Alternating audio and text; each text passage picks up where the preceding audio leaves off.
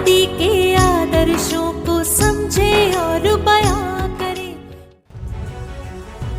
संविधान बचाओ संघर्ष समिति 5 मार्च 2019 को भारत बंद का एक आह्वान कर रही है और सभी से ये प्रचार कर रही है सोशल मीडिया के माध्यम से और लोगों से संपर्क करके कि 5 मार्च को आप शांतिपूर्वक तरीके से संवैधानिक दायरे में रहते हुए अपने अपने प्रतिष्ठान बंद रखें और देश को या देश की जो सरकार है उसे बताने की कोशिश करें कि आप जो कर रहे हैं वो गलत है और वह उसे हम सहन नहीं करेंगे। संविधान बचाओ संघर्ष समिति ये कह रही है कि संविधान बदलना शुरू हो गया है। 10% आरक्षण जो तथाकथित सवर्ण जातियों को दिया गया है गरीबी उन्मूलन के लिए, और जो गरीबी उन्मूलन के सी सरकार की नज़र में गरीब कौन है जो साल का 8 लाख कमाते हैं, जबकि शेड्यूल कास्ट शेड्यूल ट्राइब को जो आरक्षण का जो प्रावधान किया गया है उस प्रावधान के तहत अनुच्छेद 16(4) में यह स्पष्ट किया गया है जो सामाजिक रूप से और जो शैक्षणिक रूप से और जिनके साथ शोषण हुआ है उन जातियों को एक विशेष अवसर मिलना चाहिए ताकि वे हर क्षेत्र में अपना प्रतिनिधित्व दे पाए। उसमें गरीबी का कोई भी कॉलम ऐड नहीं है, लेकिन इस सरकार ने गरीबी उन्मूलन के लिए आरक्षण दिया है, जबकि संविधान में ऐसा कुछ नहीं है। और विरोध इसलिए भी हो रहा है कि जो शेड्यूल कास्ट शेड्यूल ट्राइब या ओबीसी है उनको अभी तक पूरा प्रतिनिधित्व नहीं मिल पाया है।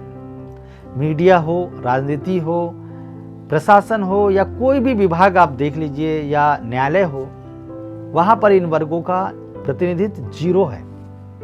इसका विरोध है, इसका आक्रोश यह जता रहे हैं। और दूसरा ये कि जो ओबीसी है उससे अगर आरक्षण दिया गया है तो वो तो सामाजिक रूप से शैक्षणिक रूप से वो भी पिछड़ी है, और उन्हें अगर आरक्षण दिया जा रहा है तो उनकी आबादी के हिसाब से आरक्षण नहीं दिया जा रहा है। 1931 में जो जनगणना हुई थी उस जनगणना के अनुसार उनकी आबादी उस समय 52% थी, और आबादी के अनुसार में एससी और एसटी को आरक्षण दिया जाता है।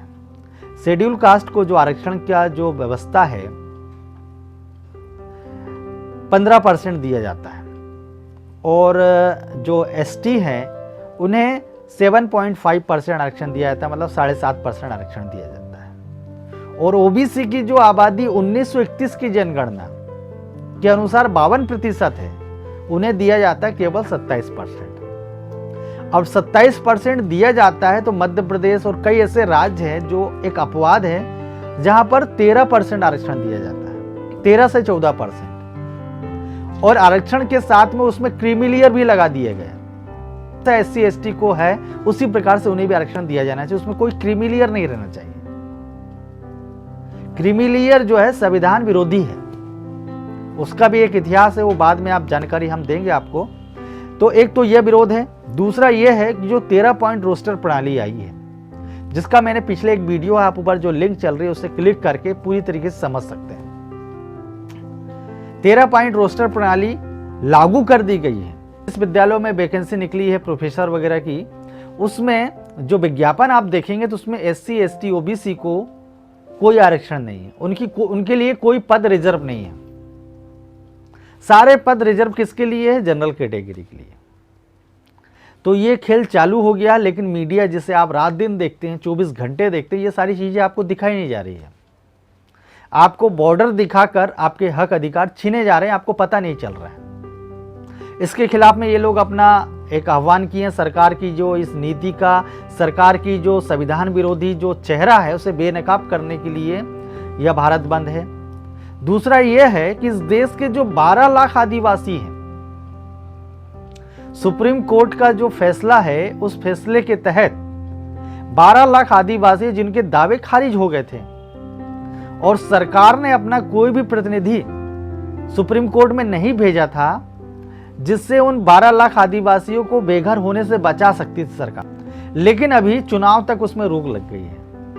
जब मैंने जो भारत बंद करने वाली संविधान बचाओ संघर्ष समिति के एक सदस्य से पूछा, सुप्रीम कोर्ट ने तो इसमें रोक लगा दी है, फिर आप इसका विरोध क्यों कर रहे हैं? तो उनका कहना यह था ये रोक लगी है, रोक तो कभी भी हट सकती है, और कभी भी हमारे भाई बहन, हमारे जो बुजुर्ग आदिवासी हैं, उन्हें कभी भी घर से बेदखल किया जा सकता है, और वो कहाँ जाएंगे? आपने रातों रात जनरल कैटेगरी को आरक्षण देने के लिए, जो कि संविधान में ऐसी कोई व्यवस्था नहीं, कोई प्रावधान नहीं है, आपने रातों रात कानून बना दिया, रातों रात आपने बिल लाए, अध्यादेश लाए और उनके लिए वो कानून इम्प्लीमेंट भी कर दिया।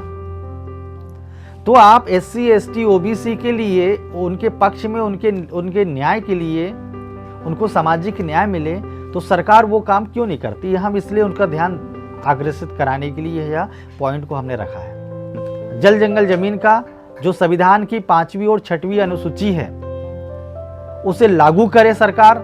आज भी वो लागू नहीं है, और क्यों नहीं लागू है, ये सारे प्रश्नों को लेकर है। और दूसरा सबसे बड़ा मुद्दा ये है कि जितने भी सरकारी क्षेत्र हैं वो सारे उनका निजीकरण किया जा रहा है, उनको अंबानी अडानी के हाथों में दिया जा रहा है। जब निजीकरण हो रहा है और निजी जो संस्थान हैं उसमें जो भी उद्योग खुलते हैं, जो भी प्रतिष्ठान खुलते हैं, 1 रुपये एकड़ के भाव में ज़मीन बेचती है, औने पौने दाम में सब्सिडी देती है, विद्युत देती है, जल देती है, और विशेष उन्हें सुविधा देती है और प्रोत्साहित करती है कि आप अपना उद्योग लगाएं।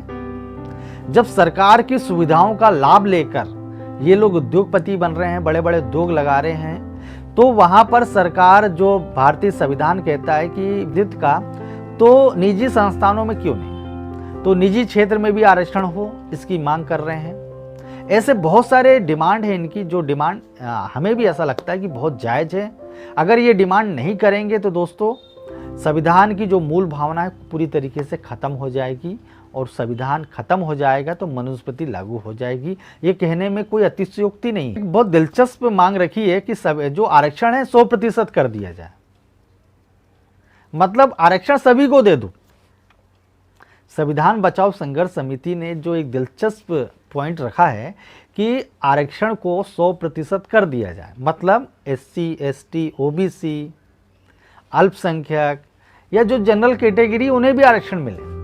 लेकिन पहले इस देश में जनगणना हो, जनगणना के एक आंकड़े इकट्ठे किए जाएं, और उनकी आबादी के अनुपात में जिसकी जितनी संख्या उसकी उतनी हिस्सेदारी हो, उस अनुसार सभी को, जैसे जो 90% SC ST OBC और जो कन्वर्ट माइनॉरिटी हैं उन्हें 90% दे दिया जाए, 10% जो जनरल कैटेगरी के लोग हैं उन्हें 10% दे दिया जाए।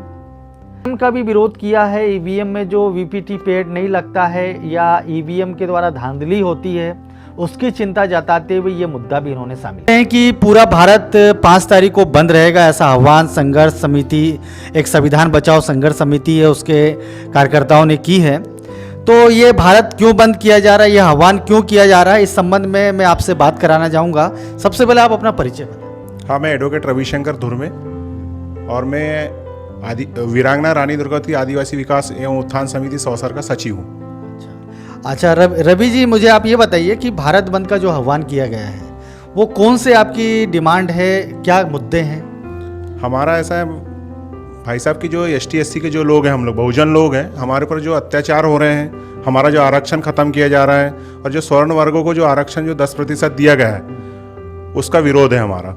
क्या है कि जो शासन में जो ऊँचे पदों पर जो लोग बैठे हुए हैं, उन लोगों द्वारा ये जो दिया गया है, और हम लोगों के साथ जो अन्याय अत्याचार और जो हमारे विरोध में जो भी कार्य हो रहा है ST SC और OBC के लोगों के साथ, हमारा उन सभी मुद्दों को लेकर हमारा ये भारत बंद का करने का सभी लोग समिति के माध्यम से सभी लोग हम लोग सब सहयोग से कर रहे हैं। अच्छा, अभी जैसे कि 12 लाख आदिवासियों को बेघर करने का सुप्रीम कोर्ट ने आदेश दिया था, ये डिमांड भी है कि कुछ? हाँ, इसमें अभी रोक लगा दी है सुप्रीम कोर्ट में, और अभी यदि इसमें कोई निर्णय नहीं लिया जाता तो हम सभी लोग, आदिवासी लोग, ST SC के और सभी OBC वर्ग के जो लोग हैं, हम लोग न्यायालय में जाएंगे और एक उग्र आंदोलन करेंगे भविष्य में। अच्छा, मेरा नाम केशव तुकाराम सहारे है, मैं डॉक्टर बाबा साहब अम्बेडकर गृह निर्माण समिति का अध्यक्ष हूँ। तो ये जो जैसा कि रवि जी ने बताया, आप इसके बारे में और प्रकाश डालिए। बहुत ही हमें ये जो बताया रवि जी ने बहुत अच्छा है, हम उसके लिए सहमत हैं। मुरलीधर वसंतराव कामले, मैं सेवानिवृत्त शिक्षक हूँ। आप पहले प्रचार रह चुके हैं? हाँ, मैं अपने शासकीय गोठान हाई स्कूल में प्राचार्य रह चुका हूँ। अच्छा, तो ये जो भारत बंद का आह्वान किया गया है, तो कई बार क्या होता है कि ऐसे आंदोलनों से कुछ हिंसा भी हो जाती है, तो उसकी बचाव के लिए, सारी चीज़ों के लिए आप लोगों ने कुछ रूपरेखा बनाई? हमने तो सबसे पहले जो आंदोलन है वो शांतिपूर्वक ढंग से ताकि इसी के निर्देश दिए रहे थे सब लोगों को।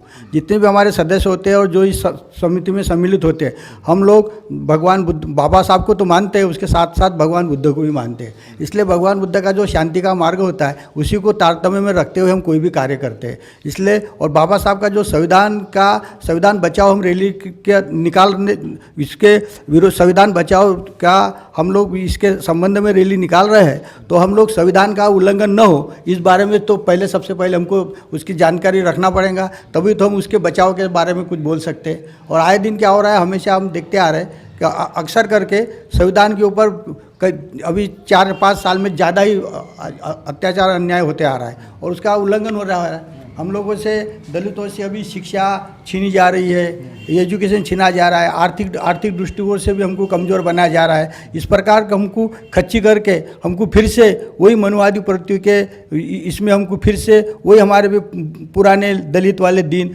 आए, इस प्रकार की योजना तरीके से बन रही है। इसलिए हम लोग स्वाभिमान से जीने वाले लोग हैं, हमेशा स्वाभिमान रहते हैं और इसीलिए हम ये चाहते हैं कि ये इस कार्यक्रम को शांतिपूर्वक और बुद्ध के मार्ग से, बाबा साहब के क्रांति के विचारों से और बुद्ध के मार्ग से ऐसे ही संदेश देते हुए हम ये रैली का आयोजन किया। समिति को मैं जानकारी अपने तरफ से देना चाहता हूँ। दोस्तों, जो 13 पॉइंट रोस्टर प्रणाली है उसका भी काफ़ी विरोध हो रहा है, क्योंकि इस पद्धति से जो SC ST और OBC के जो लोग हैं, अभी सिर्फ SC ST की बात हो रही थी, मैं OBC को भी जोड़ना चाहूँगा। SC ST और OBC को जो 49.5% आरक्षण मिलता है हर क्षेत्र में, तो वो आरक्षण को किस प्रकार से खत्म किया जा रहा है, इसका सबसे बड़ा उदाहरण ये है कि 13 पॉइंट रोस्टर प्रणाली। वैकेंसियाँ निकल रही है, वो नहीं निकलना चाहिए। यूनिट वाइज पहले क्या रहता था कि जैसे कि यूनिवर्सिटी है, यूनिवर्सिटी में टोटल जो पद होते थे उस टोटल पद के हिसाब से वैकेंसी निकलती थी। तो टोटल पद से क्या होता था कि 200, 300, 400 ऐसे पद निकलते थे। तो उसमें क्या होता था कि जो 15% जो भी प्रतिशत है उस सबके दायरे में उनको मिलता था। अब क्या किया इन्होंने कि विभाग एक कॉलेज को यूनिट बना दिया, यूनिट बनाने के बाद में उसमें विभाग कोई और एक यूनिट बना दिया और विभागवार वैकेंसी निकालते। तो विभागवार वैकेंसी निकलती है तो क्या होता है, उसमें 2 या 3 के ऊपर नहीं निकल पाती। एक ही रहेगा, तो या 2 या 3 के ऊपर वैकेंसी नहीं निकल पाती। तो एक ही यदि निकल गई, मान लो वैकेंसी या 2 निकल गई, तो उसमें रिजर्वेशन कहाँ आएगा, उसमें टोटल पे क्या जाएंगी, अपने स्वर्ण वालों को जाएंगी, उच्च वालों को जाएंगी। इस प्रकार से क्या हो जाएंगे, जो ये रिजर्वेशन का कोई तारतम्य नहीं रहेगा। इसीलिए वो 13 पॉइंट रोस्टर प्रणाली जो बनाई है वो गलत तरीके से बनाई गई है। वो इन लोगों को सेवा से विमुक्त करने की बात, OBC को, SC ST को, हाँ, उनके दरवाजे इसलिए आने के वहाँ पे बंद। आप देख रहे हैं we love Baba Saheb. Channel को सब्सक्राइब करना और घंटी बजाना ना भूलिए।